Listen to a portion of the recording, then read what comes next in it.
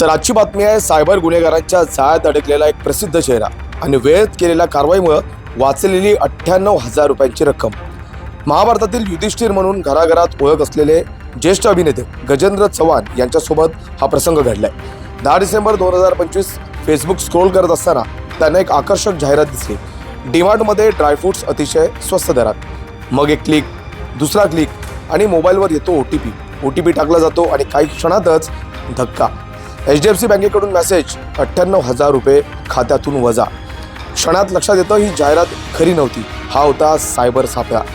त्यांनी क्षणाचाही विलंब न करता उशिवरा पोलीस ठाणे गाठले आणि त्यानंतर सुरू झाली खरी रेस अगेन्स्ट टाइम. कारण प्रत्येक मिनिट महत्त्वाचं होतं. वरिष्ठ पोलीस निरीक्षक संजय चव्हाण आणि पोलीस निरीक्षक आनंद पगारे यांच्या मार्गदर्शनाखाली सायबर सेलचे अधिकारी पोलीस उपनिरीक्षक Sharad Deore, ASI Ashok Konde, police constable Vikram Sarnobat या पथकानं गोल्डन आरमध्येच 1930 नॅशनल सायबर पोर्टलवर तक्रार नोंदवली.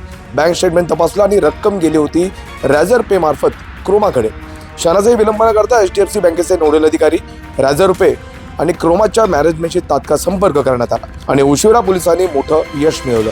98,000 रुपये होल्ड करण्यात आले आणि काही वेळातच संपूर्ण रक्कम रिफंड करण्यात आली. आज गजेंद्र चव्हाण यांना पैसे परत मिळाले आहेत, पण प्रश्न अजूनही कायम आहे. उद्या बळी कोण, पुढचा OTP कोणाच्या मोबाईलवर. दरम्यान उशिरा पोलीस ठाण्याने स्पष्ट आवाहन केलंय, सोशल मीडियावरील स्वस्त डिस्काउंट ऑफरच्या जाहिरातींना बळी पडू नका. एक OTP आणि तुमची आयुष्यभराची कमाई क्षणात नाहीशी होऊ शकते. सावध राहा, सतर्क राहा आणि अशा वेळी तात्काळ 1930 वर तक्रार करा. मी संदीप प्रसालकर, तुर्तास इथेच थांबतो. पाहत राहा भारत 24 तास. संपूर्ण माहिती, संपूर्ण सत्य.